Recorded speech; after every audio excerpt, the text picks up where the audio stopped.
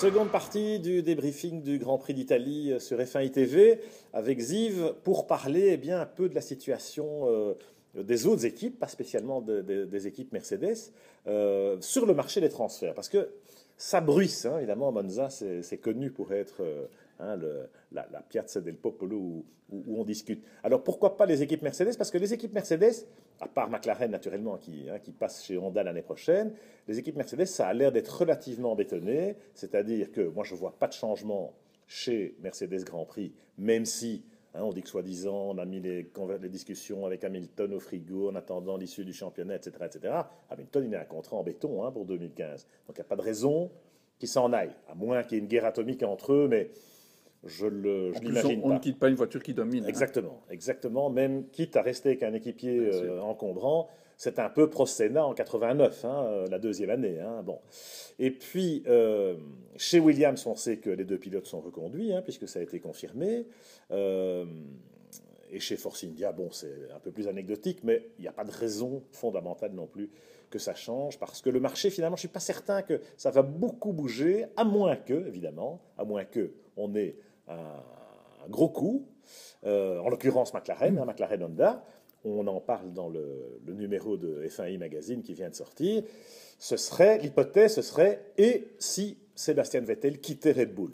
Oui, c'est une hypothèse qui est plausible, quoique je n'y crois pas encore.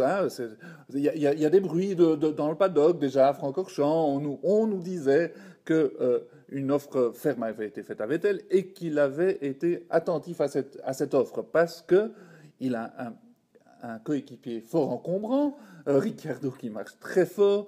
Il doute de la capacité de Renault de rattraper Mercedes l'année prochaine. Alors, pourquoi ne pas prendre le pari de Honda qui revient avec armée bagage, avec énormément de moyens, et ce cher Ron fait le forcing pour s'attirer un pilote top. Donc Vettel est sensible à ça.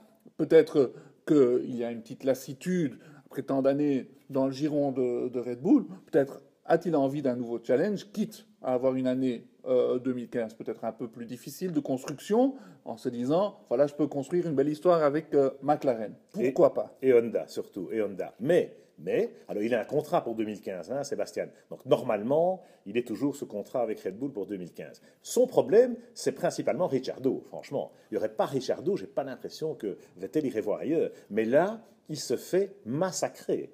Je veux dire, à toutes les courses, maintenant, il n'y a plus une fois où il arrive à faire illusion. On lui a de nouveau changé son châssis ou retrouvé un châssis pour voir si il n'y avait pas un loup dans le châssis. La chasse au loup, elle donne rien. Et Ricciardo, franchement, en début de course, on se disait, ce coup-ci, Vettel a un beau coup à jouer. En qualif, il était un poil devant. Ricciardo loupe son départ. Il est 12e ou que sais-je au premier tour. Vous avez vu comment il est revenu? Vous avez vu les dépassements, la confiance qu'il a? Vettel n'a pas vu le jour. Alors, ok, on a switché les stratégies. Il s'est arrêté très tôt. Mais voilà, parce qu'il n'était pas tout à fait sûr de son coup. Et Ricciardo, en mettant les pneus plus tard, il s'est baladé en fin de course. Oui, c'est vrai, Ricciardo a été de nouveau hyper impressionnant parce qu'il est revenu du diable Vauvert. En début de course, il n'existait pas, on ne le voyait même pas dans les classements. Et puis il se retrouve à dépasser tout le monde, à revenir comme un boulet sur Vettel. Bon, on rigolait un peu parce qu'on s'imagine ce qui se passe dans la tête de Vettel, ça ne doit pas être agréable. Mais Vettel est un immense champion et donc il a d'immenses qualités. Et normalement, il va pas quitter Red Bull en étant dominé. Il va vouloir sa revanche, il va vouloir prouver qu'il mérite ses 4 titres à armes égales. Donc, quelque part, son cœur balance, parce que la proposition de Ron Dennis, bon, aussi est très importante financièrement, semblerait-il. Chez Red Bull, ils savent matcher ça, donc ça va être difficile comme décision à prendre. Chez Red Bull, ils ont, je pense pas, l'intention d'augmenter un quadruple champion du monde parce qu'un Ricciardo coûte 10 fois moins cher et 2 fois plus vite. Vrai. Donc moi, je pense quand même que Vettel a du souci à se faire, ou en tout cas, il s'en fait. Il s'en fait, et à tort ou à raison, sans doute à raison, parce que voilà, il trouve pas la solution avec Ricciardo. Et il n'y a pas de lueur, il n'y a pas de... Voilà. Alors si ça continue dans les 5-6 Grands Prix qui restent, et qui continue à être dominé systématiquement par Ricciardo, franchement, il y a un moment où sa confiance est ébranlée. Et dans le team, on voit bien que voilà, on commence de plus en plus à s'intéresser à l'autre côté du garage, celui où, hein, où on a la banane.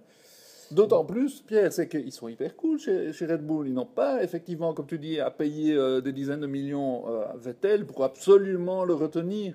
Parce qu'ils savent qu'ils ont une autre perle qui arrive, hein, et c'est Daniel Kvyat, qui est fantastique, qui a de nouveau fait une magnifique course en partant de la dernière ligne et qui a failli marquer des points. Il faut imaginer qu'il était tout près de Raikkonen Oh, il allait marquer à l'entrée du dernier tour, alors qu'il part dernier. Donc, ce garçon est pétri de qualité également, donc ils sont très tranquilles chez Red Bull, ils peuvent le Ça promouvoir. pourrait presque les arranger chez Red Bull de se séparer de Vettel d'une part, parce que quelque part l'histoire, elle est. Moi j'ai un peu le sentiment que l'histoire elle est finie. Ça permettrait de faire monter Kvyat aux côtés de Ricciardo dès 2015, et du coup d'avoir de la place pour les deux rookies, en l'occurrence Max Verstappen et Carlos Sainz Jr. Chez Toro Rosso. Alors bon, tout ça c'est effectivement des hypothèses, mais ça tient la route. Maintenant, ça peut aussi être valable en 2016, puisque McLaren peut très bien continuer encore une saison avec Button et Magnussen pour essuyer les plâtres du Honda. Et voilà, et que on sait qu'à l'horizon 2016, là, il y a d'autres contrats qui sont négociables, hein, notamment Hamilton, même si, comme tu le dis très bien, l'avance de Mercedes est telle que je pense qu'elle va encore perdurer 1, 2, 3 ans et qu'il aurait tort d'aller voir ailleurs. Chez Ferrari, on a beaucoup parlé aussi évidemment de Alonso de retour chez McLaren. Moi, je n'y crois pas du tout. Et Ferrari, bon, alors Ferrari, ils ne sont pas sortis des ronds, ça, on a encore vu ça ce week-end. Mais voilà, moi, je ne vois pas Alonso partir.